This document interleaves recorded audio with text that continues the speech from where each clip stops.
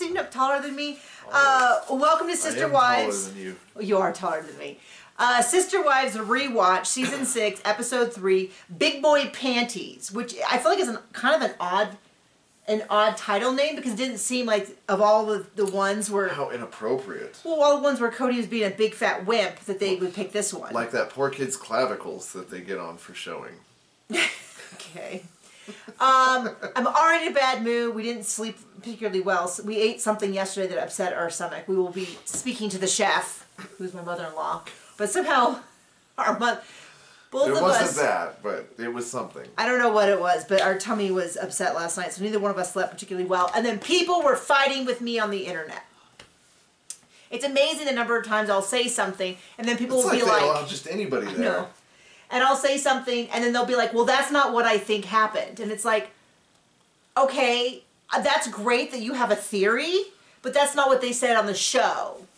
The TV show that we're all watching. Like, yeah, maybe something different happened. Okay, I can move on into action. So, we're in a weird part. I feel like a lot of the early episodes were very themed based. And now we're into a point where we're like doing a little of this, a little of that. I have some thoughts about McKelty. We see a lot of McKelty. Mary's child goes by Leon or Leo. We'll mention that some because it's a lot of like college trips. McKelty is like a high school trip. And recently, I've seen a lot of people in the Sister Wives fandom who sort of go, oh, poor McKelty had such a tough childhood. And that might be true. Maybe. I don't see it on the show. Seen it, right? Yeah. I haven't seen it in the show. Like, there's a lot of, she enjoyed being sort of the black sheep. That's very clearly something she reveled in. That's specifically in this episode. But I don't see her parents treating her particularly bad. They arranged for her to get into a special high school for fashion. And so far this season, well, she the has last... a passion. For fashion. Oh, I ruined that. You really... One of the very first shows that we recapped, which never got an audience for, but we loved, was Project Runway. We loved. I tolerated. It used to be my favorite show. I loved it so much in the early seasons that when we were first dating, I made John watch every single season. Of every country ever. We watched it, all of the seasons. I think we started dating around season 6 or 7. Because I feel like once we got to Gretchen, we were watching it live, which ruined the show. Then we stopped. But we also watched Canada, Australia, and the UK. And Thailand. We watched very little of that because it didn't, I thought it'd be more fun to watch. But it wasn't. Well, what's funny is I thought, oh, it's fashion, we can watch a lot of it. Well, then you start watching it and you without subtitles, you go, oh yeah, there's a lot of talk, there's a lot more talking in this show. Then they translated. Anyway, so we used to watch that a lot. So he was quoting Tim Gunn. The passion for fashion. I was trying to, but I failed. So the first thing we do is so they talk about upcoming college trips for the two that are graduating. They talk about, we see a little bit of Leon, we see an expo, and a lot about My Sister Wives Closet, and some about the upcoming houses, which are still frustrating to me because why wasn't their paperwork done and turned in? Well, if it was so important that they get into these houses. Secondly, how much to me it seems like Cody favors Mary and Mary's child Leon. Like how much favoritism there seems to be there. I don't mean in a bad way, like where it's like, not like we're talking about Robin favoritism. Well, but that more, sure didn't last too long. Well, no, more in the sense of like now people are saying it's super evident that he never loved Mary. And I go, gosh, a lot of these early seasons, he really seemed to have a great deal of affection for her, and especially for her child. And it really felt when he was with Mary that he was the father of one child. Not in a bad way, but just in the sense of like, they were a really close unit, the three of them. And they did a fair amount of stuff, just the three of them. They went and took the dog back to Utah. To put the dog down. They went back again this time to visit at college. Like I feel like and smell the farts in their old house. That was kind of an exact quote. They when they talk about college, it's a lot about like, well, this is what Leon needs. This is what Leon wants to be in the house by Christmas. Like there's a lot of tenderness that I feel like now when people talk about Cody and Mary, like I remember how when I watched it the first time, I definitely thought it was Mary was the favorite wife. Robin came in. Robin was like the new and shiny, but they like formed this indomitable duo for a while. Abominable snowman. And kind of whatever they wanted, they got. And just rolled over everyone. And then and then Mary sort of faded out. Now I don't know. I mean, it's interesting to rewatch this. So we get into my sister wife's closet. For it, I guess. They sit down. They talk about it as an online boutique, and it's been really hard to get going. They should have just locked it up and never opened it again. Christine, and this is the thing to remember is they're not just a random. This is not like when you talk about like, oh, my next door neighbor started making these hair bows, and then after 5 years, it's now a $100,000 business, and she has 3 people working for. I guess 100,000 is not that much if you have people working for you. But you know, I guess if it was a profit after paying everyone. But this is people who had a national, international TV show and still couldn't sell more than a. But you know, they have Cody, and he's such a good and smart businessman, right? So Christine says, I've talked to a couple of T-shirt manufacturers. What if we just get T-shirts with a logo on it? Frumpy. And Cody's like, no. I don't want to lower lower the quality of this stuff down.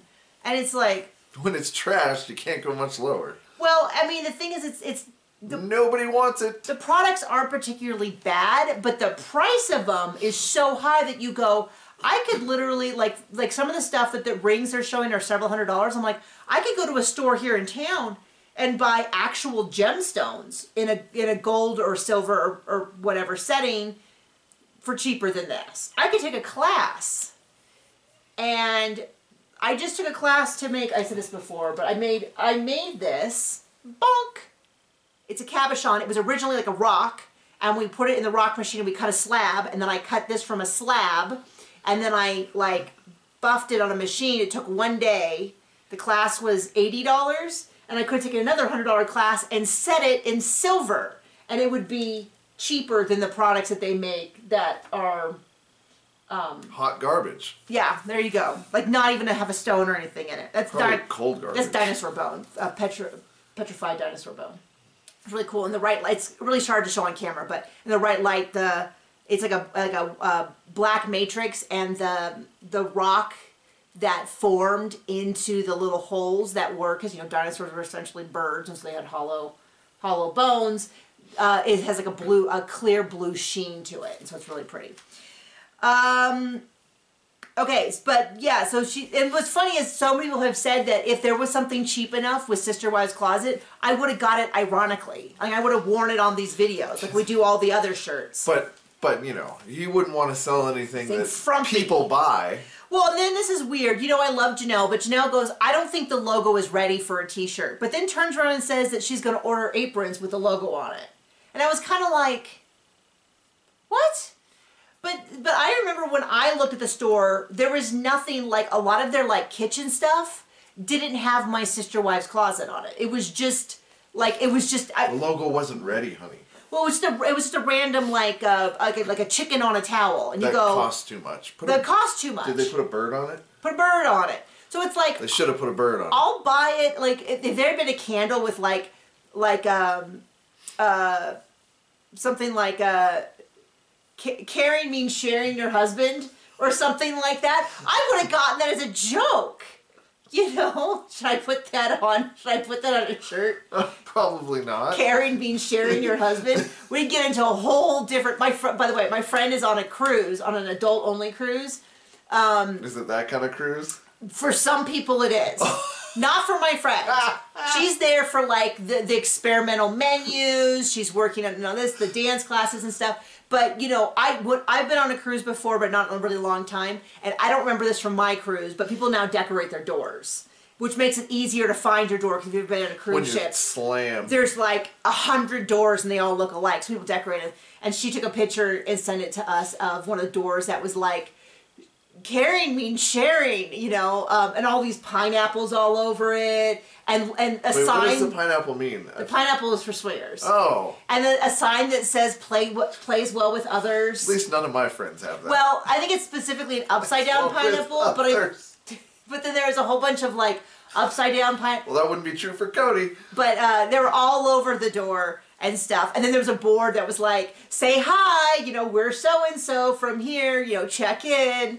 And I mean, it was I'm not trying to yuck anyone's yum. It is not for us. It's not our yum. To be 100%, 1,000% clear, we are not those people. If you are, make sure, consent, all of that, everyone's safe.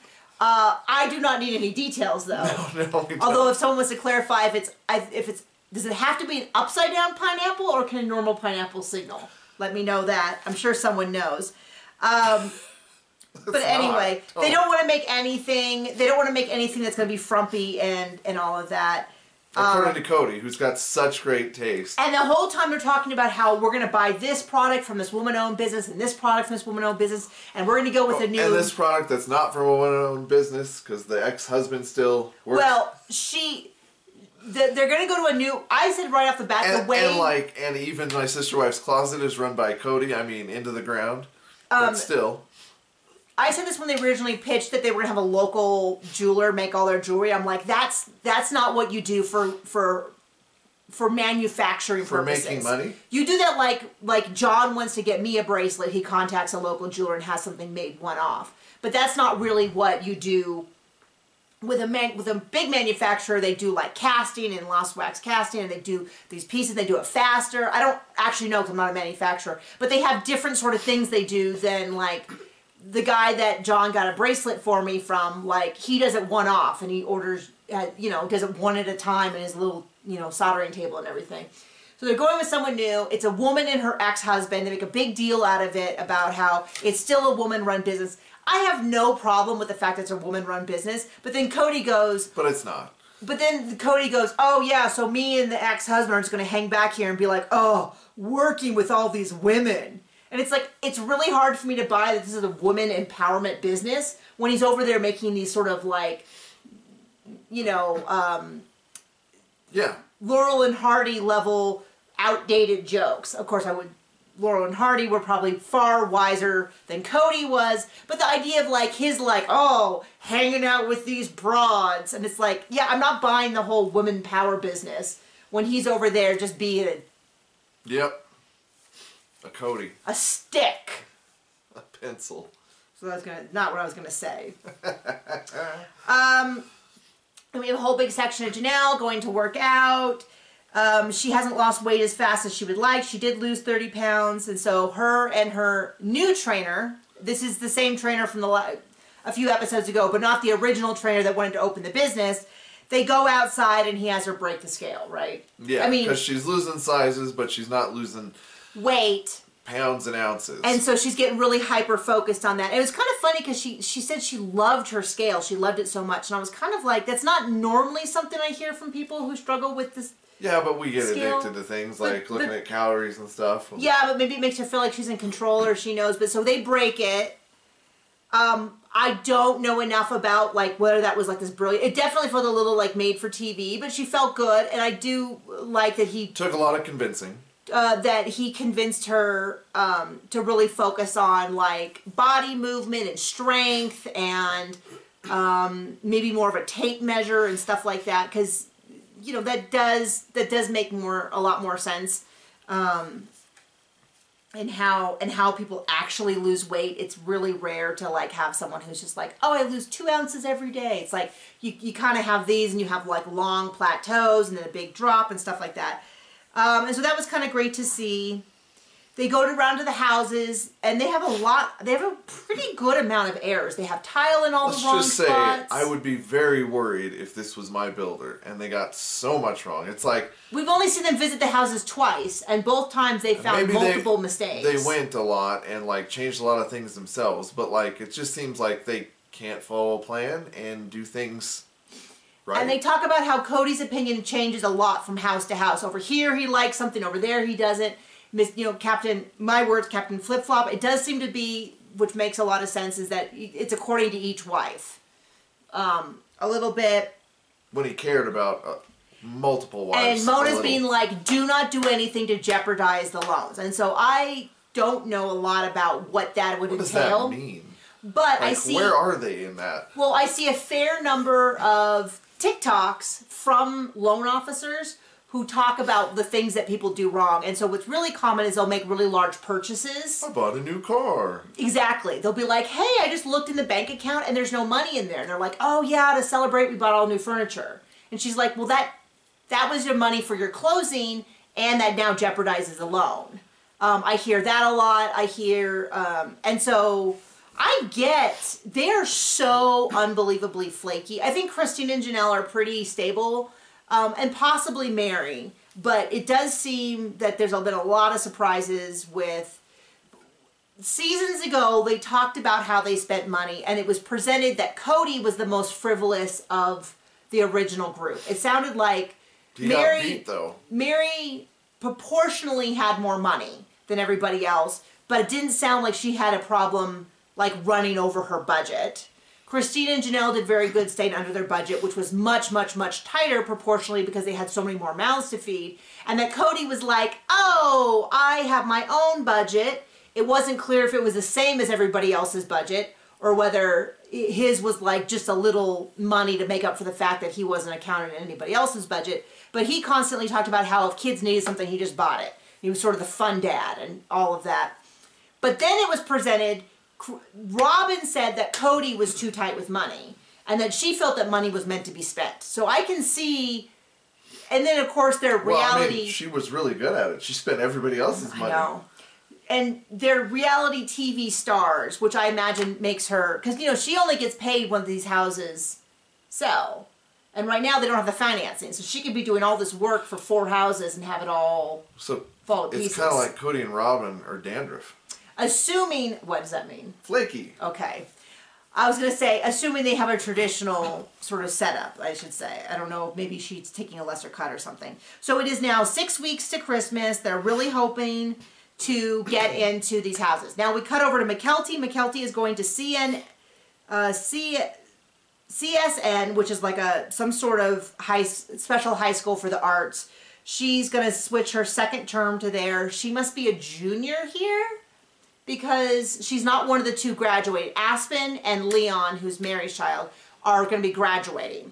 So it seems like, and then they have a talk with all the high schoolers where they talk about how McKelty likes to pretend that she's the wild child, but she's actually not as much of a wild child. But she's constantly talking about things like she wants to go to New York the day she turns 18. She wants to get a bunch of piercings, a bunch of tattoos. She wants to run wild. She wants to flirt with college boys, all this kind of stuff. So this high school appears to be a high school program at a college. Is that kind of accurate? It wasn't super clear to me. I don't care enough to know. It wasn't super clear to me, but they talked a lot about how her parents said if she starts dating college boys, they're going to pull her out, which feels totally appropriate for a 16-year-old to say, if you start dating college boys, we're shutting this down. But they showed a clip where she had a shirt that was probably like this. If that.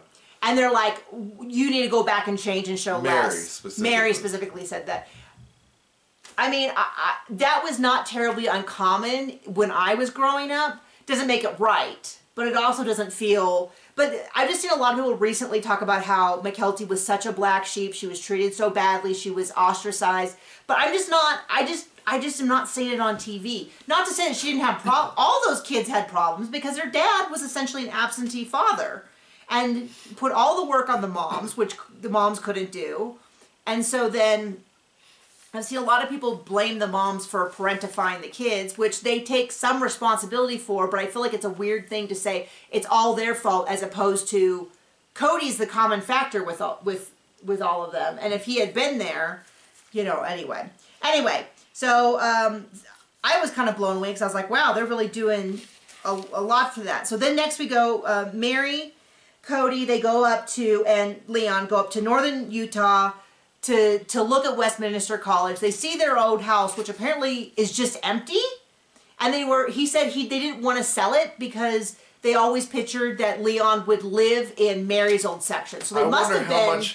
I wonder how much they were paying on a loan for that. Well, I just don't get... Because they didn't own it outright. I would guess. My guess, based on the way they said that, at one point they were renting it out to family. But I guess family's not there anymore because So they must be renting out each section differently. So it was kind of wild when it just was sitting empty. And this is where I was like, wow. So they walk in and notice it smells like flatulence. Is that what they said? No, but no, okay. That's what I got from it. It didn't smell the same anymore, and it didn't feel like home. And so I guess they're going to try to sell it. I wasn't quite sure what the big... Sometimes they have these big scenes that are meant to, like, have us think, like, wow, what a great family. And I just go, wow, that was so odd. So anyway, they go to Westminster. There's a whole big thing about... The first thing he says is, I felt kind of aggressively to Darlene, the... Scout? What was she? I don't know. The college representative was like, we are a fundamentalist Mormon family. Is that a problem?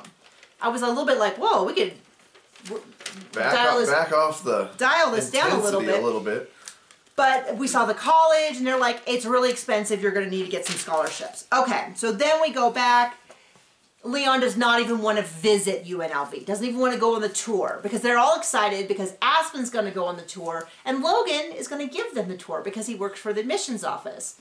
I have only been on UNLV's campus once when I was getting my master's. I talked to a lady who had a ton of research that I was really interested in, and I was in town for an archery tournament, and so I reached out to her and was like, hey, can I see your lab and meet with you? And she gave me some great ideas for my research. And I was vaguely considering applying to grad school there. Like, just starting would this be something I want? And I got so burned out in grad school that I was like, I cannot do this. And I've not really circled back to that. Were we dating then? I think we were just dating. We weren't married. And if that was the case, it was really early on. Yeah. Because we would have started dating in October, and that would have been around Valentine's Day. So anyway, I liked the campus. It is really big, but it feels like a proper campus. It feels like a UC campus, which is I went to at UCLA. And everybody talks about how Logan is really distanced from the family. I kind of feel like that's healthy, especially the first year, like setting some boundaries, getting to know on campus. Well, especially for a kid who raised, 12 other kids? Yeah. I mean, and so I think it's healthy, but clearly his younger siblings miss him a lot. Because he was there, unlike a certain father. Okay, so they go around, they go on UNLV campus. It looks pretty cool. This is a pretty long episode in terms of, content. It felt like forever. So now we have the Vegas Expo for My Sister Wives Closet. This is, they said, their third expo. It's the second one we saw, so they must have had one that wasn't filmed. Robin's tells us about all this stuff once we have our first sale, everything gets much easier. It's like breaking ice. She is an expert, right?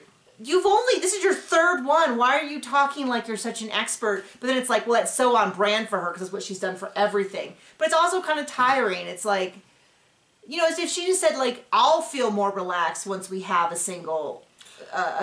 She's the expert on everything, honey. Christine's walking around and she's like, this is brutal. We're not getting anything done. We're not selling anything. We meet Gina, who's going to be making the jewelry. She's going to be getting paid from them. To do 100 pieces. That they don't sell. And Robin has to write a big check. I don't know what that means.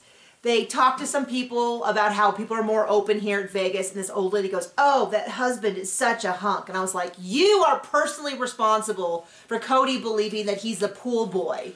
With amazing pecs and a six-pack abs. She probably needed glasses. You shut your mouth, lady.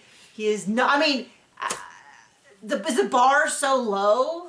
Apparently. But I will tell you that people will say anything on camera. They sort of oh, what do you want me to say? Okay. Oh, that he's handsome? Sure. He's a hunk. When we did a reality show...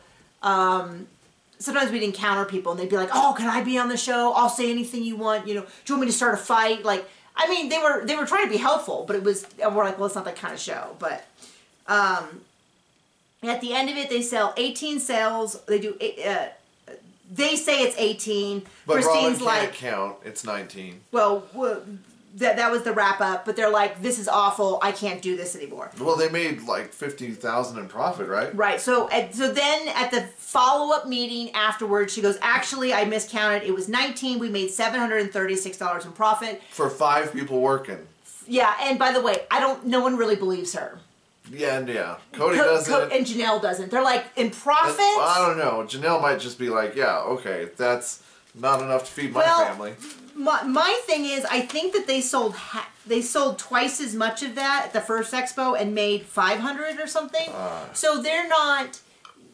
Cody seems extremely dubious. He's like, that's how much we made, or that's how much we made, and we need to subtract out the cost. Right. Like, I'm not convinced they were so dubious, and her handle of facts seems so tenuous at best that I am a little scared. You know, I'm not sure if I believe it.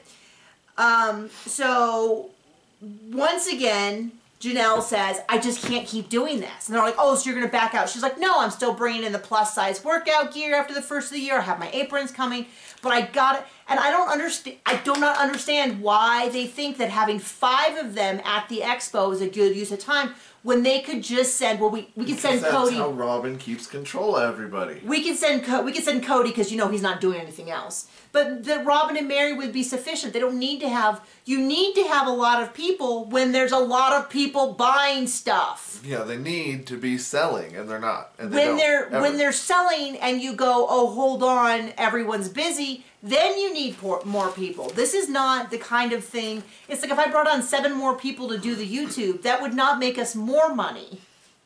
Because people only want to watch Sister Wives. Right. So. There's that. And then the only other thing that happened was Dr. Guido came over. Do you remember him? No. Do you remember this?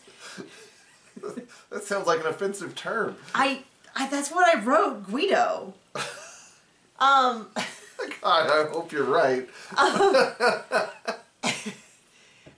No, remember he came over to talk to the kids about scholarships. Okay. And so Leon says they want to be a pediatrician. He's like, okay, have you seen a kid die? Would you be okay with it? And their response was like, well, I only want to think of the happy stuff. And it's like, okay, well, both ends of this conversation are a little wacky because it's the reason why a lot of people who love animals don't go to veterinary medicine is because it's hard to do a really, really difficult job. You got to work with sick animals. You have to work with difficult to, like, poor owners who can't always get all the surgery. Some of them are just jerks and are like, I'm not spending $50 on medicine. And some people are like, I can't spend $5,000 on chemotherapy. And I'm not trying to say anytime you turn it down, but that's a frustration they have, is that, you know, they can help this animal, but the cost is too expensive. And they do it to put animals down. And sometimes it's the best thing you can do for an animal, but people don't like it. But you don't do that in pediatrics. No, but my point is I hear this a lot from vets. But anyway, I felt like he went in really hard on this. He did. And it was like, I have this video to show kids. And it's like, are you discouraging her from aiming high or something? But then there was my thought was going to be more about, like... It was kind of bizarre. Like, a lot of the state schools are really good for pre-med. Not every single one of them, but UCLA, we always joke that half of the incoming class was pre-med. Because everyone you met was pre-med. It was like, there was like, it was like 4,000 people were pre-med at the school. I think there was like 24, 36, 52. I don't know how many people went. I'd have to go look it up. I don't remember because my majors were smaller. Also, nobody cares. Nobody cares. But then, this was what I thought was weird is, they asked McKelty, what is McKelty going to do? And she goes, fashion. He goes, great! And I was like, where is that enthusiasm for medical? Why didn't he turn to her and say, how do you feel about being poor? How would you feel if your dress died? Like, where was this same, like, attacking energy for fashion? Like, you guys have to work really, really hard. You're going to have to work under someone else. You're probably going to have to design things that you are not personally interested in for years in order to work your way up. Stuff like that. And then McKelty wants to go to FITM, which is $39,000 a year. At that time. At that time. It's probably $90 billion now. I don't know. And then we didn't see anything with Aspen. I don't know what Aspen was going... We know she's going to go to LV. I don't know what she wants to do. I don't know what she's interested in. I don't know what discussions. There was almost nothing with her. And then that was the end of the episode. Yep. Da-da-da! We know that what's coming up is that they're all upset because they're not going to get in the houses by Christmas. And then eventually they divorce. And then much later they divorce. So thank you for joining us. Have a good day. Bye.